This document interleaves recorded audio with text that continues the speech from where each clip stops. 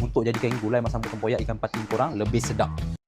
Okey geng, kalau sebut pasal tempoyak memang tak lari daripada gulai masam tempoyak ikan patin. Jadi kalau korang nak buat dekat rumah, nak cuba masak sendiri, mudah saja.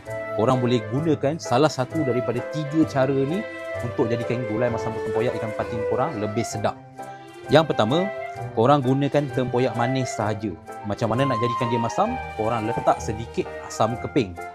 Yang kedua, korang menggunakan tempoyak masam sahaja. Bila gulai masam tempoyak ikan patin, memang kita tahu kita nak yang masam sahaja. Cuma kalau guna masam sahaja, kuah korang sedikit cair. Yang ketiga, yang ini yang paling sedap. Campuran di antara tempoyak manis dan juga tempoyak masam.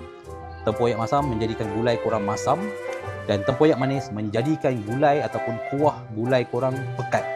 Tapi kalau korang ada tempoyak manis saja, nak buat jadi masam pun boleh, tak ada masalah.